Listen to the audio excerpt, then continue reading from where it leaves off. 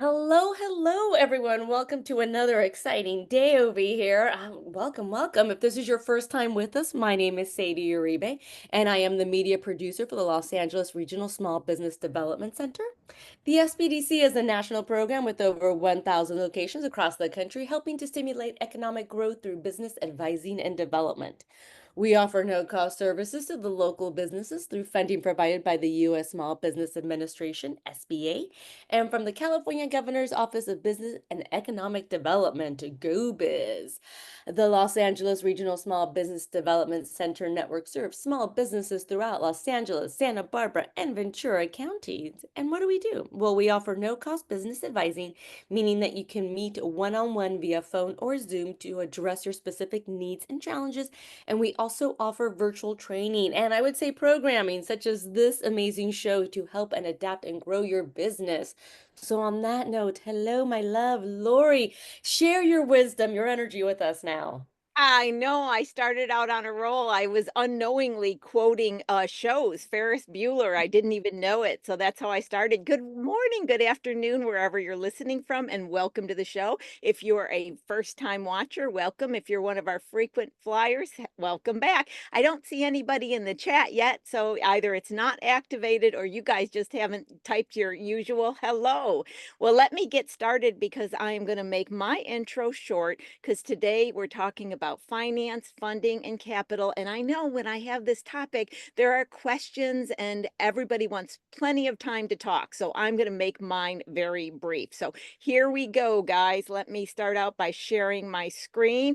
And there are some links that I'm going to be discussing, and Sadie is going to have them in the chat for you. So whatever I show you, you will get in the chat. So, as always, my upcoming financial sessions. I'm doing the legal structure for your company and the tax advantages. And I decided to bring back the Are You Charging Your Customers Sales Tax?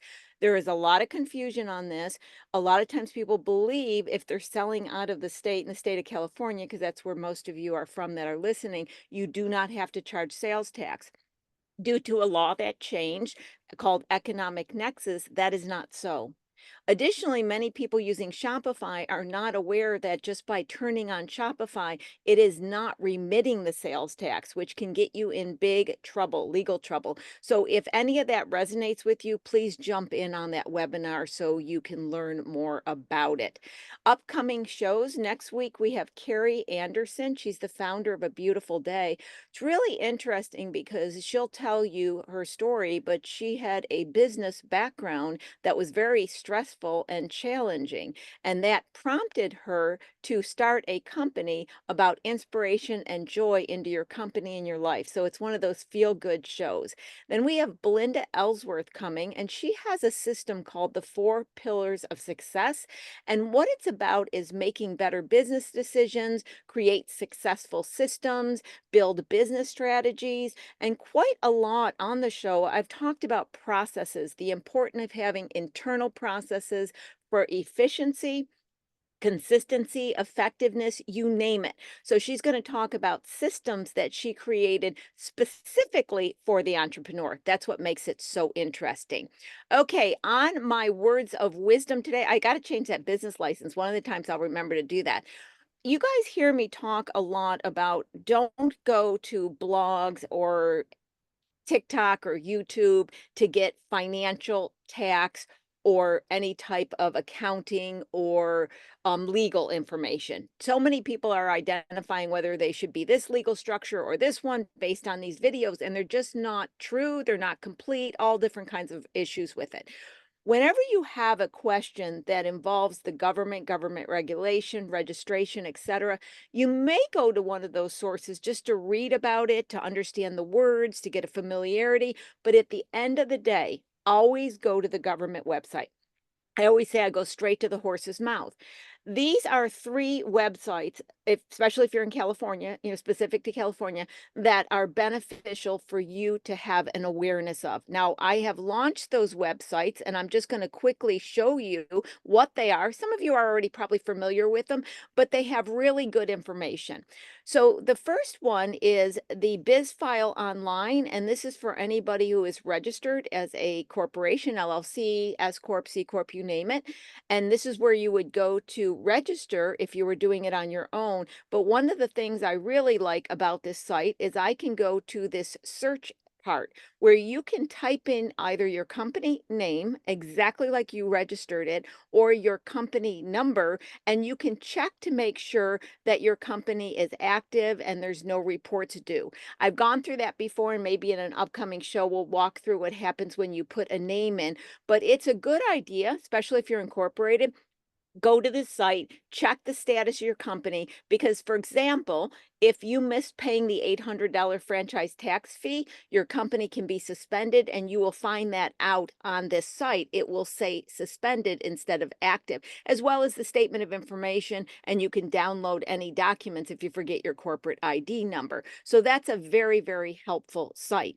Now, another one is through the Franchise Tax Board, and I'm going specifically to the one for LLCs because that's typically most of how our clients, if they are incorporated, are registered. This is a great site because it goes through the overview. It talks about the $800 franchise tax fee that's due on an annual basis, talks about when it is due, talks about underpayment, what you need to do to keep it active, if it's suspended, anything you want to know about your LLC, including contact information at the bottom. So this is a great one to have. Now, the last one is federal. It's the IRS. I know a lot of times you don't think about the IRS having really good information, but it actually does. And so here it has Small Business and Self-Employed Tax Center. You can then link onto any of these to pick up additional information about your company, the taxes you have to pay, the business credits, deducting expenses. Great launch pad to go to any other information that you may want to know. So those are the helpful hints that I want to have available to you. Now, to get into today's show, which is going to be very exciting and I'm sure full of questions and comments. So today we have Sebastian De Vivo. I think I De Vivo. He'll probably tell me I did that wrong. He had PhD is an advisory at the PCC SBDC. Shout out to the Pasadena SBDC. During the show today, Sebastian's going to share with us how small business owners can get funding to their company. We're going to discuss everything geared towards those companies that cannot get a traditional loan or need to borrow small amounts of money for working capital. We'll talk about grants. We're going to talk about all kinds of things today. So, Sebastian, welcome back to the show. Hey Lori, how are you? I'm doing great, and I'm so happy to have you on the show. I do not, I can never talk about funding enough for my audience to be happy. They always want to talk about funding, and I do have it on quite a bit, but not all the time. So first of all, you've been on the show before, but I know we have a lot of new listeners. Look, we already got 57 people here today. So Sebastian, will you give a brief introduction yourself, your background, and what you do at the Pasadena SBDC? Yeah, sure. So I actually started in economic development in 1998. I had a full-time job when I went to college. And at one point realized that the academia ivory tower sounded like a really fun thing to do. So now I call it a detour, but at the time I did go and get a master's and PhD. My dad has been in finance all his life. So, of course, when I chose my career, I chose the opposite of that, which was classical archaeology. Had a great time, was able to travel a lot, went to digs all over the place. But when I was doing my postdoc, I was doing it at NYU, and I was teaching a seminar, and it was, an upper level seminar, 8 or 9 students, very bright, but it just, I just kind of looked around, and it just didn't make sense for me to be there teaching ancient history to privileged kids. It just didn't feel right. So at that point, I kind of picked up my stuff, went back to LA, and then just went all in on economic development. And with economic development, there's really two ways that you can tackle generational poverty: education or entrepreneurship. Now, education is its own beast. And I had been around education a little too long, so I let that one lie and I decided to go for entrepreneurship. And then obviously, when you look at small businesses, the main problem that you find is that small businesses are always undercapitalized. We never have enough access to capital. So that's really what I targeted as my specialty. Now, since then, I've been helping people get grants, venture capital, angel investment, but mostly bank loans. I think last time I checked, I think I'm at just under 50 million Wow. since 2020. So as you can see, we've really been able to figure out a system to help as many people as possible. And now that's how I got here. Such an interesting journey. By the way, I taught at both USC and Pepperdine for probably about 3, 4 years as an adjunct professor. And they reached out to me. It was never my goal to be an adjunct professor, right? And so at first it was really, really cool because like here I am, I'm a professor. People called me Professor Lori. That wore off really quick. Especially being a free spirit entrepreneur, I learned quickly that even in an entrepreneurial program, it's not entrepreneurial. And so I No, no, it's a fallacy. I resonated so much when you were telling your story. I just had to mention that. And one of these days, Sebastian, I am going to have you on the show, which doesn't even really tie in the show, but I just want to hear about the digs. I want to go to the ancient world and hear about the digs. I'm going to have a show someday and we're going to talk about ancient digs. Okay, everybody, we'll like sidetrack for a minute because I think that's fascinating. But and the for last, sure. was your dad happy when you got in finance, having not followed? I gotta ask that because I always ask the funny questions. So how did Oh he? yeah. Oh no, I mean, I think we were out at dinner and he looks at me and he's like, "You realize you've turned into me?" And I'm like, "Oh, yes, I do realize that. Thank you." Oh my God. Okay, so let's get into this. So like I said, I want you to go in any direction that you want to go in, but I thought we would start out by talking about, I'm going to use just one of those phrases in lending, the environment, the lending environment. We had pre-COVID, then we had COVID, now we have post-COVID, I guess you could say, but I don't think, and I'm not involved in it as much as you are, but I don't think we've settled back into even the availability of capital for what's considered the more riskier companies like we did pre-COVID. I think there's still some brakes on it, but you know much more than I. So give us a picture of the landscape and then we can break into what is available once we understand that. Yeah, sure thing. Good question. It's hard. So what macro wise, what we saw is that essentially the government printed money to keep the economy going. So there was a boom in, entrepreneurship and buying and e-commerce. You could jump on Shopify and sell stuff and make $1 million. That held true maybe until about June of last year. Okay. And at that point, things started correcting. Then toward the end of 23, Silicon Valley Bank failed. First Republic failed, and that sent shockwaves through the system. And since then, there's been a tightening up and tightening up and tightening up, and now it's gotten very very hard to get capital, yeah, all over the place.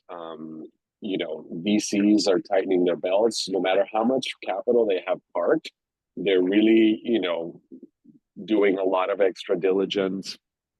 Angel investors are now expecting basically for a company to be operating and generating revenue before they even consider investing, which is ridiculous for an angel investor. Yeah. And Yeah. banks are just, they're just spooked.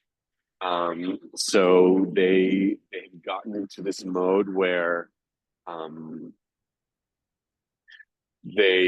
they're overcompensating in terms of what they're asking for, the questions, the documents. I think is a way to stave off any potential issues internally. So it's now become a big challenge. And I used to always tell people that I'm helping get capital. This isn't going to be fun, and it's their money, so we have to, we have to play their game. Yeah. But now I'm like talking people off the ledge a lot more than I used to. There's so many things to unpack in that, so I'm going to take them out of order and one at a time. Years ago, at least 2 decades ago, when I was in LA playing in the investment banking circles, I remember being in one of these angel investor meetings, and I had this one person say something, and I thought it was so succinctly said, it resonated and stuck with me. They said, "We want to see a company that has at least had the ability to sell whatever it is they are into the marketplace. And this way, we know three things. We know that there is a demand, at least somebody bought it. It is a demand at that selling price because we at least know they bought it for the selling price, and the company has the ability to produce it." It seems like we're getting back to that. So the first thing I'm asking you, almost like a myth buster, if I can use that phrase. A lot of times I hear people talk about, I'm starting up with an idea and I'm going to get funding to go forth with the idea. Can we talk about that and get it on the table, the truth behind that? It's not happening anymore. I mean, for a while, what you saw is first, you had an environment like that where they wanted to see. So the question every investor was asking is somebody going to pay money for this product or service? That was what you were seeing. And then, those companies were not plentiful. So investors were competing for those. And then there was more money than companies doing this. So they started, funding earlier and earlier stage. And that's kind of how we went into a boom where you could have an idea and get funding and launch a company. It's overcorrected in the opposite way now. And even then, it used to be that you could, if you can prove that somebody paid this price for this product or service, that was enough. Now they're looking for traction. They want to see trends. They want to see history. And again, which is ridiculous because this is an angel investment. This is, first time out the gate, but, they can, so they are. Yeah. Yeah, and that's what I'm hearing a lot too, and I'm gonna go back to that for a second, the overcorrection, but before I do, I wanna ask one thing so I don't forget. When I was in banking, we talked about credit appetite a lot, and for the audience, what that means is sometimes a bank may have had an appetite for doing, let's say, real estate loans, but then their portfolio gets over infiltrated with real estate where they get a little risky on that, so they no longer have an appetite for real estate. Maybe they want manufacturing. So an appetite is, what do banks feel comfortable getting around? So Sebastian, my question is, has any, in just general terms, has the industry got where they're more comfortable with this kind of company or this kind of industry versus this? Has any winners come out that are more likely to have an interest in the traditional lending appetite, where some are like, we ain't even touching this, like restaurants or something because of the COVID? Any connections there? I don't know. What's any? Funny because, so in LA, there's only 2 or 3 lenders. They're called community development finance institutions that'll look at startups. One of those 3 emailed all their partners 3 or 4 months ago and said, no restaurants. Do not send us restaurants because we're not going to fund them. So, what they're seeing is that, and I'm sure you guys can see that in your daily lives, that a lot of restaurants are failing because the food price is going up, the labor price is going up, and there's only so high you can go on your own pricing. So the margins are getting really thin, and so that's basically a recipe for companies to fail. So it does make a difference when you're an existing company, because at the end of the day, especially for lending, when a bank looks at your application, the way they really figure it out is they ask, okay, so you're asking for a loan that, is $6,000 a month. They look at your historical financials, so 2023 and 2022. They look at your net profit, and if there's enough net profit to cover that $6,000 month payment, then they figure, okay, like you've passed the smell test, so now let's make this work. So when you have existing businesses, they really just look at historical financials and do the math from there. Startups, that's really where you have to roll the dice, and that's where they really put their foot down and say, we're not doing restaurants. The other thing they're not doing in lending, interestingly enough, is tech. Because the thing about tech is that you have to put in a lot of money up front to develop something. And then you have to put a lot of money to get people to use it. And you don't start seeing money come in until you're way into that process. And the thing about banks is that if a bank is going to lend you money, they expect that you're going to make your first payment next month. Right. So tech does not have that kind of time frame. So it used to be that I could get tech companies funded. And I have one that has like a super fancy CTO with like exits and an IPO and everything. And I'm having a lot of trouble getting them funded because of that lag between when they get the money and when they start generating revenue. Wow. Okay. So I'm going to go definitely into the choices of funding. But before I do, I want to also, like I said, I'm keeping all this in my head because you've said so many nuggets that I want to come back and just have the audience exposed to these concepts. You said it, and I've heard, Nate and other people say that what they're asking for in the financials is more than they had in the past. They're going through the financials more strictly, and they're asking for more forecasts than they ever had. So in general, are you seeing, especially the banks, being more aggressive in what they're asking for, and also a little bit of a shout out to the audience? And I try to talk to them about this quite a lot, the importance of having your financials up to date and accurate. So can we talk about, Please. with that whole thing? Oh, you know where I'm going with it. Yeah, I mean, yes. So at the end of the day, they use a ratio. It's called the debt service coverage ratio. And basically they want to see that if you're an existing company for the last 2 years, you could have covered the loan that you're asking, the payment that you're asking for, plus 20%. Some lenders, especially the community development finance institutions, can go as low as 1-to-1, but they see it as riskier. Now, what I do is I know that if the math adds up and I get a no, the problem is not with us and our application. The problem is with the bank. Something is going on. And I've actually had loan officers tell me, hey, I know your file cash flows, but we just had somebody like this default last month, or, our manager just got, had a bad experience with this. And this is the kind of stuff that happens behind doors that you don't know because all you hear is no. Right. So as long as the math adds up, you keep going, and eventually somebody will say yes because the numbers. They are asking for more. The biggest thing that they're doing now is, it used to be that they would calculate your repayment ability based on your business finances. Now they're looking at, it's called your global cash flow. So they're looking at your business and at your personal finances, and they want to see that the business can cover the payment and you can cover the payment, which is total bullshit. And I'm sorry about that. But Yeah. they're putting the bar higher as a way of,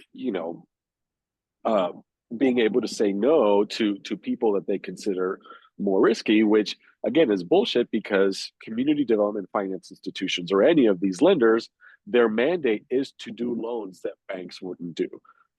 Chase, Wells, and B of A, they say no to everybody, and that's fine. That's their thing. Yeah. The loans that they give out are fixed rate, 5 or 6%, so that's A plus, and not everybody qualifies, and that's fine.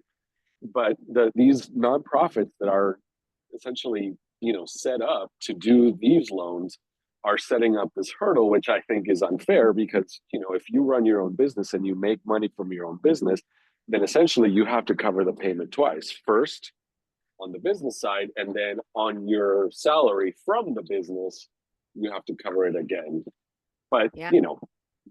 Yeah. And it's that's their money. challenging because they're not taking a salary, and so they can't take the second gate of the salary requirement. And I want to stop here and do a shout out, and I want to say this again in case I hadn't. Sebastian is from the Pasadena SBDC, and Sadie is putting the email sbdc@pasadena.edu, I think it is. So if you want a one-on-one with Sebastian, you can see he's a wealth of information. That's how you would do it. So I want to make sure, and he's on the Access to Capital team, helps you go through the numbers, etc. I just want to do a shout out on that. Sebastian, that brings another thing up, is that a lot of times, especially the newer companies that haven't been exposed to the lending world at all, they think they can get the personals out of it. And I explained to them that just doesn't happen. PGs, as we call it, which is personal guarantees. I mean, I was able to 10 years, 15 years ago, get the PG requirement off a $60 million company that been in business 25 years with support in a CD we had in their account. Other than that, I have never been able to take the personals out of it. It just does not happen. And I even been getting some weird things said to me consistently.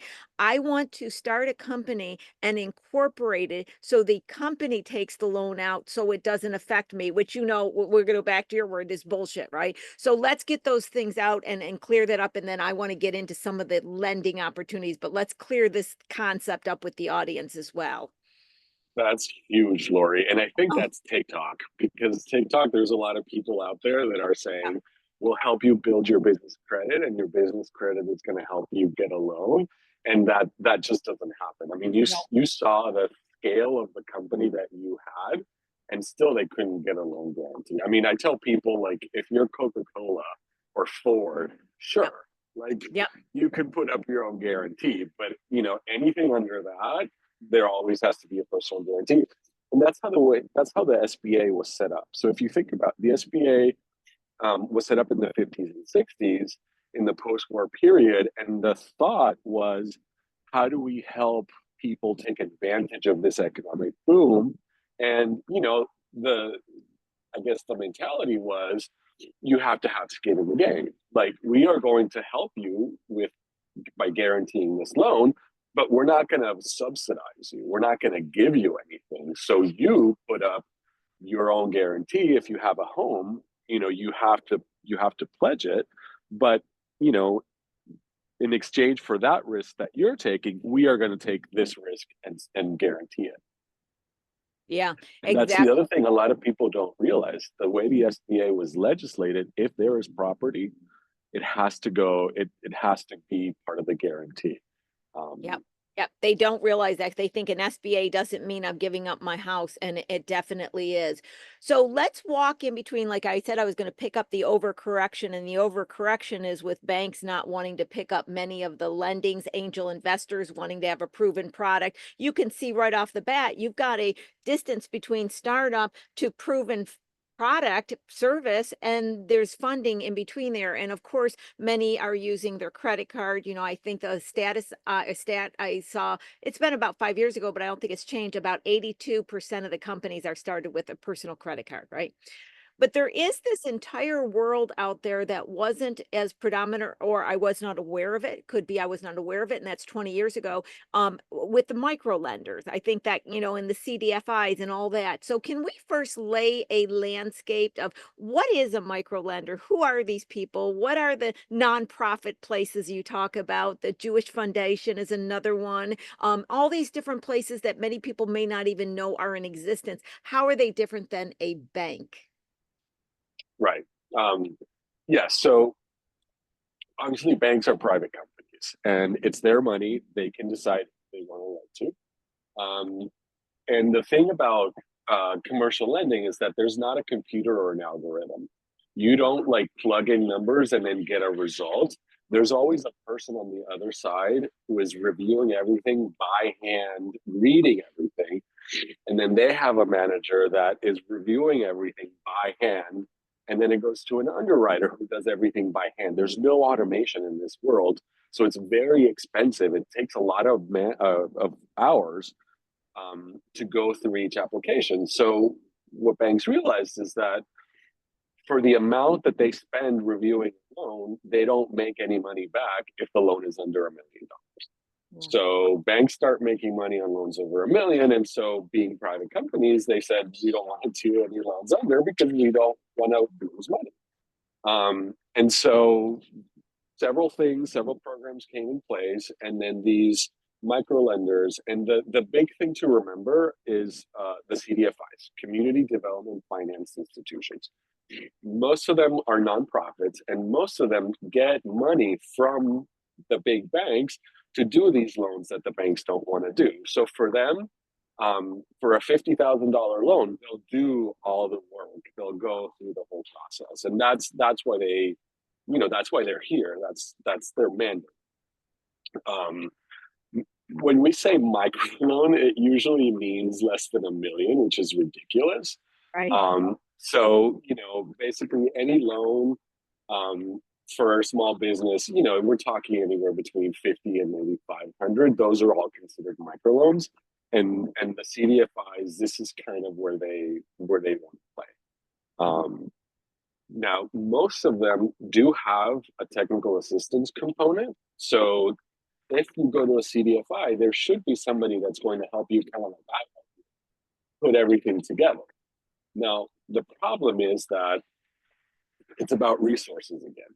So if you're one of these loan officers, let's say that you have to lend out $2 million in 2024, are you going to want to spend, weeks helping somebody put everything together from scratch so that you can approve them? Or are you just going to go down the line until you find somebody who's ready and then just lend to them? So what ends up happening is that there's no capacity to do that technical assistance. And so they get told no. And again, the small business owner thinks it's me. Like I was told no because my business doesn't qualify, when in fact it was just, a resource problem on the other side. That's why the SBDCs are so crucial, because all we do is that technical assistance so that we get them to the place where when they go to the CDFI, there's no more work to be done, and the CDFI is like, okay, let's review it. Sebastian, what you just said is so important, and I'm sure many, if not most in our audience, don't understand that. And I'll tell you my understanding of it, where it came into be. So when I decided I wanted to be a banker, it was really because I had been engaged in business for some time, and I felt like I wasn't seeing things the way the bankers were, even though I had the finance background. So I say, okay, I'm going to become one for a while, and then I'll be able to see that side, and it's going to just, help me to understand everything about business even more so. The time period I was a banker was miserable, Sebastian, because miserable. I just have to say it was miserable. Up to that point in time, and my whole intent is I've been a business consultant. What do business consultants do? They sit down, they listen, they advise, they help. I was told that bankers do that too with the availability of money.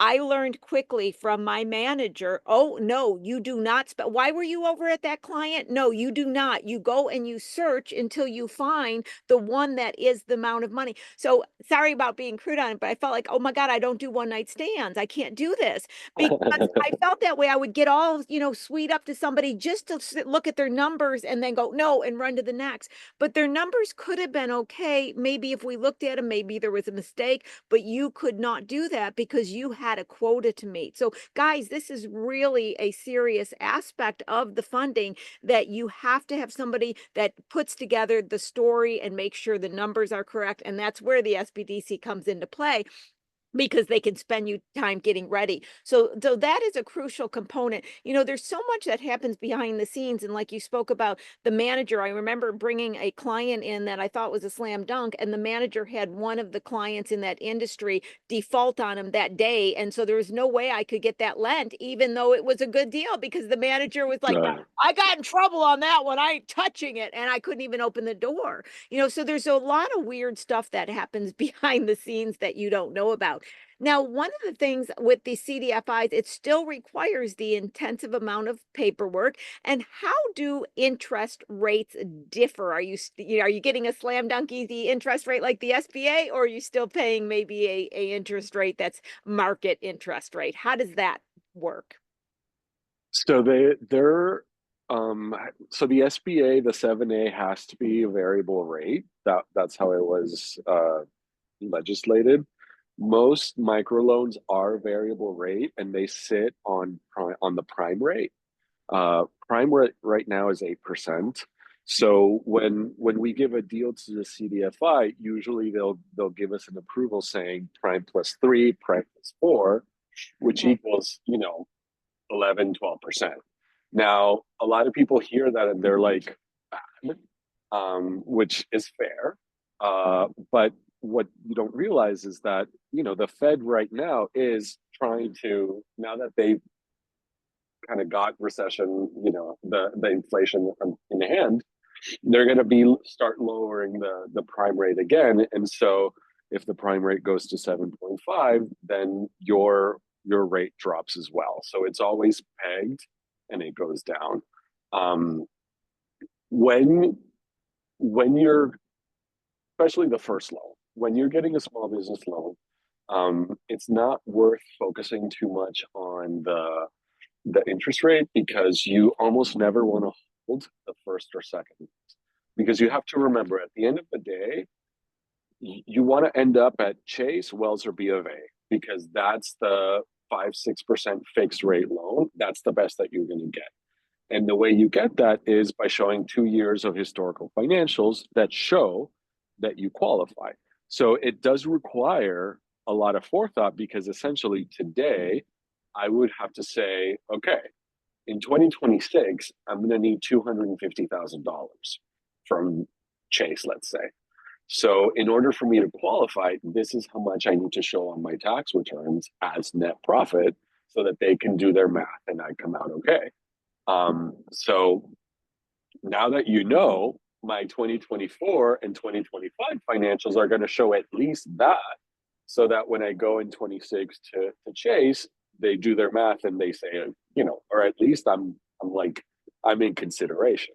Yeah. And so whatever loan I got this year, which is prime plus 4, say I want to fold into that loan, and that's the one that I'm hold. So when you look at your first or second loan, rather than focused on what the interest rate is, focus on what it's going to make you. So every dollar that you borrow has to generate revenue. You don't borrow money for operations. You borrow money for growth. So the way you do that math is, if I borrow $10,000 and I buy $10,000, in inventory, then I'm going to sell that inventory for $30,000. So the calculation that you want to make is, if I pay $2,000 in interest for that $10,000 loan, it costs me $2,000 to make 30, because that's the revenue that those 10,000 generated. So that's the math that you want to be doing at the beginning. How much are you going to make out of the money that you're borrowing?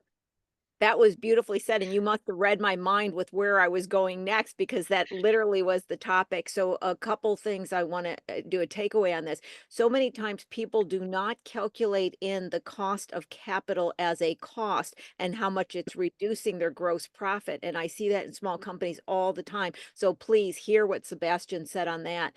And Sebastian, where I was going to go, which you actually started talking about, is usage of funds, and the terms usage of funds. So people understand, because a lot of times they don't understand how much that matters to the lender. And they'll go, well, I don't know. Oh, it's huge. I know, exactly. And they'll go, you probably hear this. They go, well, I think I'm going to use it. No, you have to really understand. And then explain working capital versus inventory versus raw materials and finished goods. All these are completely different animals in the lending world. And if the borrower and our audience is more understanding of the meaning of these words and the impact to the lender when they hear them, they're better prepared. So if you could run through that a bit with us.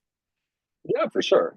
The use of funds is crucial. That's probably like the most important thing that you're gonna talk about or pitch to any lender, because first, they want to make sure that you're borrowing money to make money. Because if you think about it, if I were to borrow money to cover payroll, then essentially what I'm saying is that I'm not making enough money to cover my payroll now.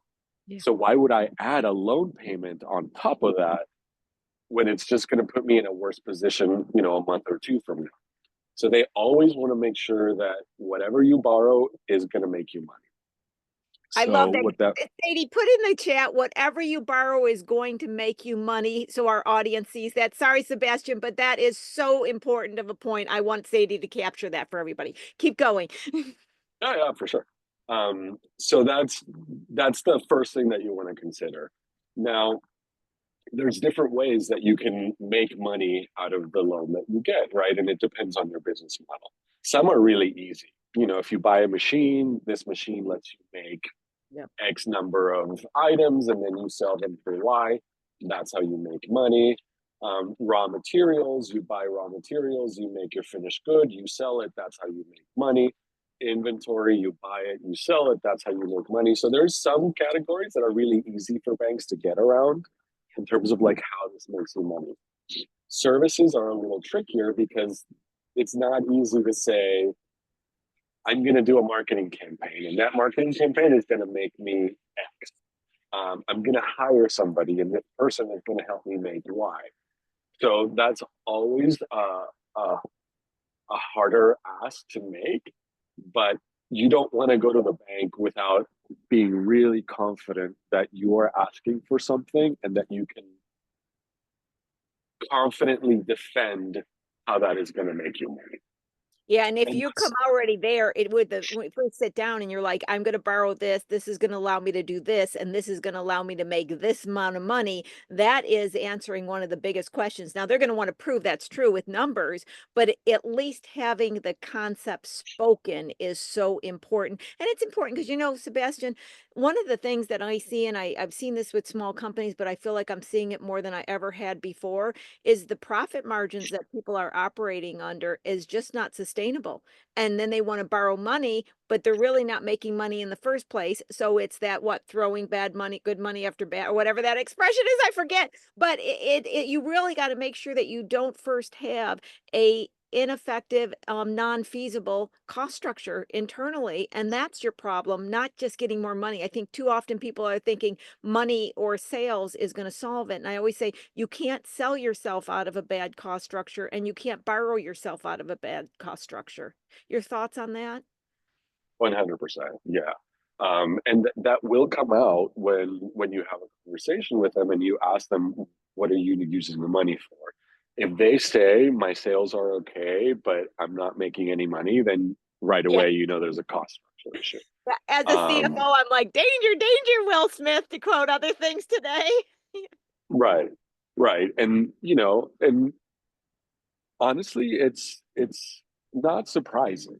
You know, we forget how elastic pricing is. Pricing is essentially whatever somebody's willing to pay for whatever you're selling.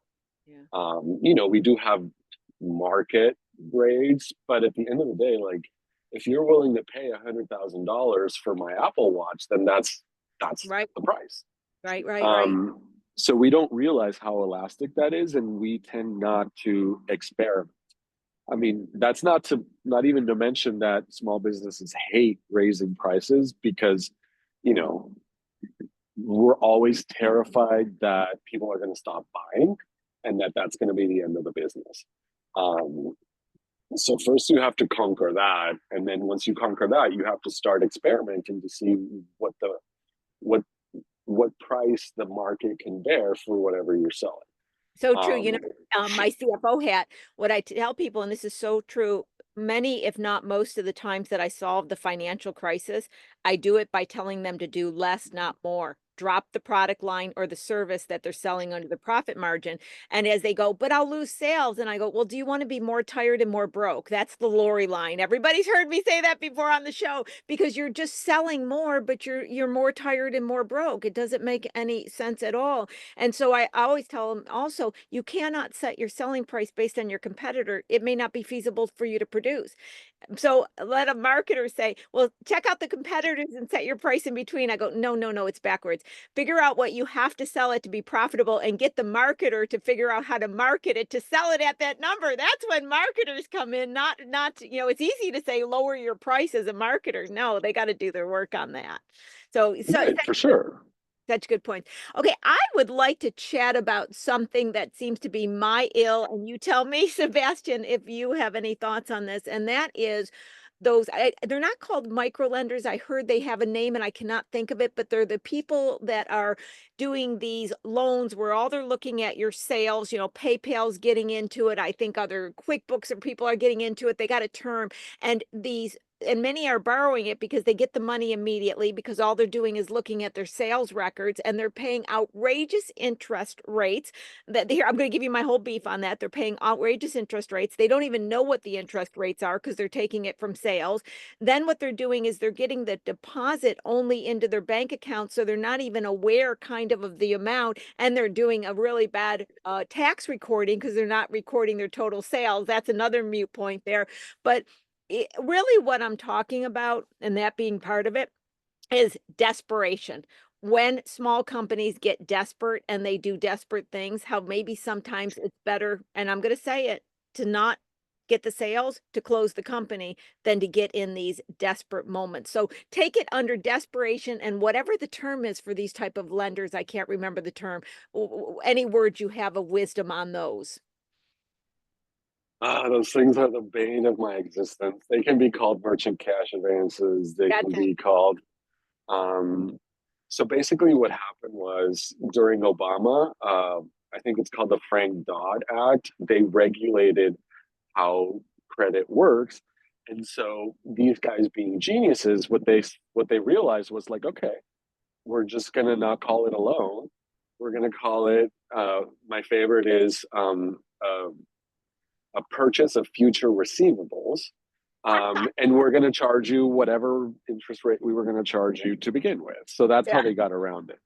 Now, the thing is, they're pricing their risk. So when you go to a CDFI, all those documents that they look at, all that stuff is their way of trying to gauge their risk so that they can give you a decent rate.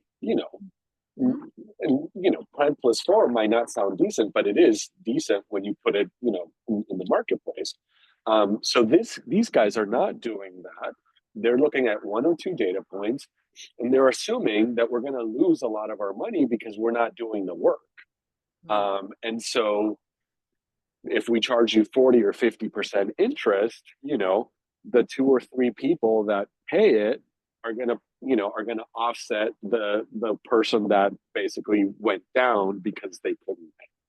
So Right. they're just pricing their risk, and they use every trick in the book to make it hard for you to realize exactly how much you're paying, what your interest rate is, etc. Just last week, excuse me, somebody borrowed from one of these guys. It was 15,000. They said, and they wrote it down in the document, your cost of capital is 1,500. So you're giving us $1,500. You're borrowing 15,000. She did the math, and she's paid them almost 3,000 so far. And this is one of those that takes 14% of your sales every day. And her and I were looking through the documents trying to figure out, like, well, is it 1,500 or is it 3,000, or how much is it? Right. Because this is how much they've taken already. Could not figure it out. There's so much language designed to hide it that we don't know. So Yeah. at this point, she basically called them, and they didn't answer because they don't need to. And now Right. she just has to wait until she's done paying. Yeah, and you're absolutely correct because I have gone through those documents for accounting reasons, for tax reasons, to try to derive what interest, to take the interest to put it as a deduction because interests are deductible, right?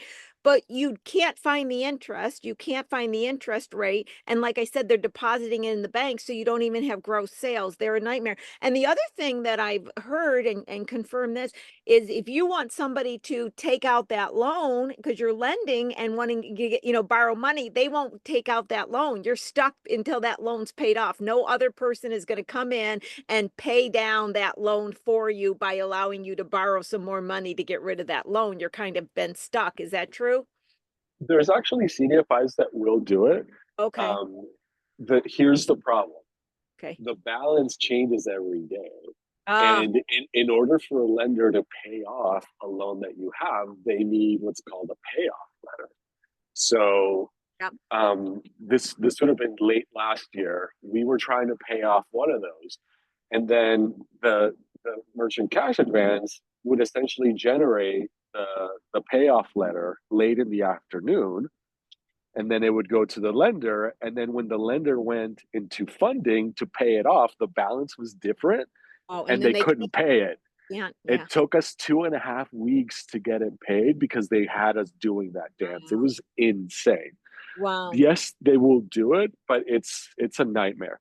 Now, I never judge because, sometimes you just need the cash and that's all you have on hand and you have to do it. Just, do it with your eyes open Yeah. and have a backup plan. Yeah. I Make like sure that, yeah, make sure that there's no prepayment penalty, and then figure out, like, okay, from the minute I ask for or I take this loan, I am like 100% looking to refinance it and have that in motion so that you can minimize, the hurt as much as possible. It's not even how much interest you pay. 14% of your revenue every day not hitting your bank account is a big deal. Yeah.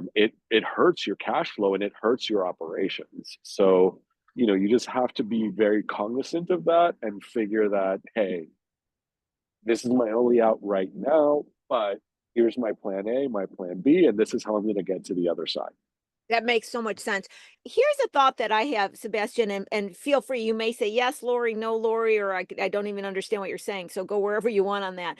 But I feel as though, given that there is not always the availability of capital at the startup, that many of the companies that are starting or still small could basically progress a little slower, because back in the olden days, me being on the country, the little store grew and then it created another little store and then it grew.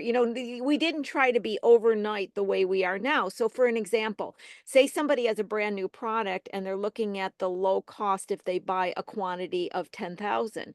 Well, they could buy a quantity of 3,000, have less gross profit, but they don't have to borrow the money and then eventually increase the profit when they get up there. So, I find what I'm trying to do a lot of times is tell the companies, well, let's look at maybe not getting offices at first. Let's look at not hiring as many people. Let's look at a way that we can also test the product and service and not jumping in. I think during the tech and the .com, some thoughts about growing big and fast are still staying with us. And I don't think they actually are applicable today. Your thoughts, do you at least understand what I'm trying to say? And Yeah, yeah, yeah. thoughts on it. No, you're absolutely right. And, for small businesses, especially in product, it makes a big difference, right? Because let's say that you're selling tea. If you order a manufacturing run of 3,000, you're paying $2 a bag. If Mhm. you order a manufacturing run of 10,000, you're paying $1.20. So a lot of people think I just need to figure out how to pay for the 10,000 because I want to save that money. Now, at the beginning, you may not be able to. And that's okay. Sometimes you just have to take it slow. Know that these economies of scale are going to be there as you grow, but you know, be more realistic and make your life a little easier, because at the end of the day, like, you're starting out maybe selling 3,000, tea boxes or tea packets is doable. And you don't have to get an office, you don't have to get logistics, you don't have to figure out shipping. You can do it. And then, sell through your 3,000 and now you're in an entirely different place. But if you're starting out and suddenly you've got 10,000 units, you can't do it by yourself. You have to figure out storage, you have to figure out shipping.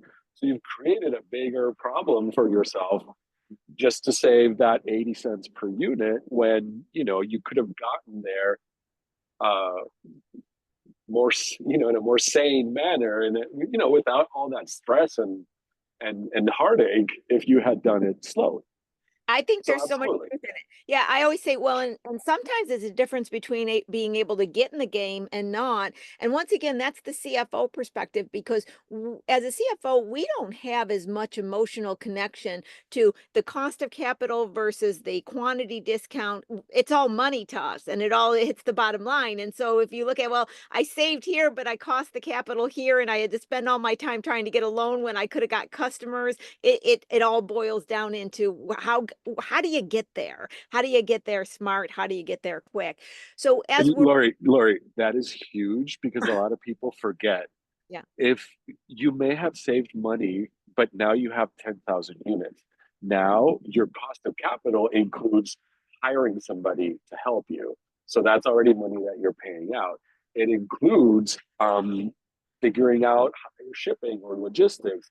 It also includes the time you spent trying to get the loan, which you could have spent at home with your 3,000 units selling. So yeah. we have to remember that, yeah, maybe 10,000 units is going to be cheaper, but what is the cost to sell those 10,000 units? You know, what we're talking about, Sebastian, I think is so important. And I do think a lot of it is my roots in the country versus in what I call the Hollywood entrepreneurship that too many people have been exposed to and think that that's the way to do it, the Silicon Valley way of looking at it.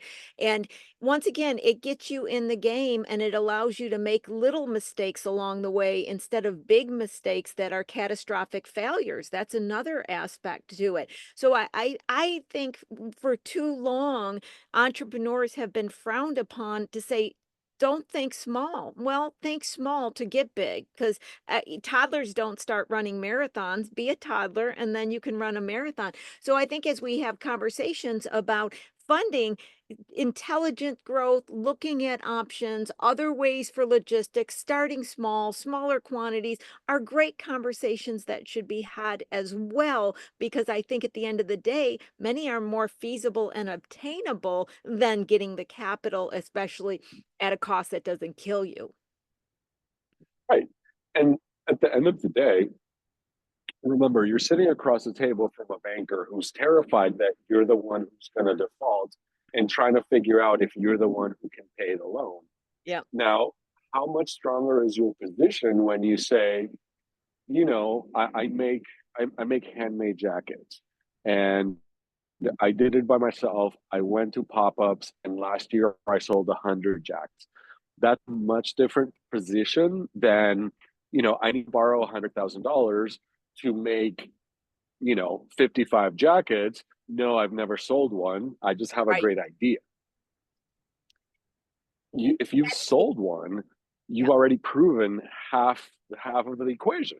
So it puts you in a much better position. So that starting small actually strengthens your position all over the place when you go talk to somebody, because if you already sold it, then you have tangible proof that people paid money for your product as opposed to trying to convince somebody that you have a great idea. Sebastian, I love what you just said. Sadie capture is small, starting small gives you a better positioning because this is so true. And I have sometimes I even hear advisors say, "Oh, don't start at the farmer's market. You're thinking too small." And I'm like, "Wait a minute. That's how they get." I know I've heard it said, and I'm like, "No, no, no. Starting small. Starting small." I love that. It's so true. If you somebody says, "Well, I sold, I made, and I did this, and then I want to do this," you're all of a sudden, "Oh, okay. They're doing something. They're actually doing it." So we have a couple minutes left, so I'm leaving the last one on the table because there's not a whole lot to say about it, and I know we can finish this pretty quickly. So you ready, Sebastian? Here I go. Hey, Sebastian, I got this brand new idea, and I'm so excited about it, and I'm going to fund it through a government grant. There's no more grants. So the notion of the government giving grants to small businesses is a COVID. And that's basically one of the ways that they printed money to keep the economy going. When the real grant world is nonprofits with development directors who write, you know, these long, complicated grants, who have, you know, the ability to take on these grants, you know, have CFOs, fiscal administrators. The world of grants is its own beast, and you know it's fine if you want to take it on, but know what it is that you're doing. If you're a small business, nobody's going to give you money. That was a COVID thing. Now, Yeah. having said that, In 2026, LA is going to host the World Cup, and in 2028, the Olympics. So the city of LA, the county of LA, and both committees are going to start procuring a lot of goods and services. So there's going to be a golden age for small businesses in LA for the next 4 or 5 years. Those aren't grants, but that is making money off the government. It's a different beast, but it's there, and it's something that I would encourage everybody to start preparing for, because it is a way to make money from the government um, sustainably. I love that. That gives us some hope. I love what we talked about today, because I think the takeaway is so many times when somebody's looking for money, all they think about is talking about the capital and their numbers. But we had a conversation about, do you need capital? Is there another way to do it? What is the cost of that capital? What are these options? And if you're desperate, have a backup plan. I mean, you can see that there's so much about the business model, the cost structure, the how you're operating, how you're making money off that money that goes behind these conversations, other than ones that small companies want to have is, I just need money. That's all they want to have. So any last words you'd like to leave with the audience, Sebastian? Um, get help. There's a lot of resources out there available to you. Um, and a lot of these things are very complicated when you go at it yourself. Um, our businesses, our hearts, our businesses are a labor of love. So sometimes they may we may not think as clearly as we'd like, but when you have people that are supporting you and checking, to make sure where you're at and what your numbers are saying, what your story is, it makes a world of difference. It sure does, and on that, I'm gonna do a shout out once again to the Pasadena SBDC. If you are looking to see what options are available, wanna have a chat about the future, please reach out to the email that Sadie put in the chat, and she'll put in again. Reach out to Sebastian. Sebastian, thank you so much for coming back on the show. I'm gonna bug you again, because it's just such great conversation that we have, and things that small companies aren't normally exposed to. This kind of dialogue. It's, how to get money and where to get money and what are the interest rates, having the dialogue about, should we get money, can we get money, what other options are there, what's happening, how do we change our business model. Those are the important conversations to have. So with that, I'm going to bring Sadie back on. I want to thank you, Sebastian, and Sadie, another great show, isn't it? Well, I gotta find my unmute mic there. Yes. I mean, for me personally, I like how you guys just make this, I don't know, I call it coffee talk. Like we're literally hanging out and we're just, drinking coffee, and you guys break down these really just like big concepts into like, hey, I'm like, that's right. This is how it works. Let's break it down in reality. That was always my reason for wanting to be a host. I learned a long time ago about myself. I love to have intelligent, intellectually stimulating conversations. I'm not one that talks about the weather or what's happened, or, Aunt Betsy's, latest issue was her hip. It's just not those things that I find interesting, right? So that's why I was like, well, I'm going to have a show that I get to do this all the time. So Sadie, everybody is going to stay behind to get Sebastian's information, my information, leaving the chat open for you a bit. Sebastian and I are going to take off here. Sebastian, many thanks for coming on and sharing your wisdom. One of these times we got to talk about ancient digs, though, man. I'm just itching for that. I watch those shows all the time on Gaia. I watch them constantly, the old scrolls and everything. So I got a little bit of my own imagination in the conversation, where you're probably going to say, yeah, Lori, it wasn't that interesting. We just got some. But I think you're gonna. So maybe I won't have that conversation, because I got Dead Sea Scrolls in my head, right?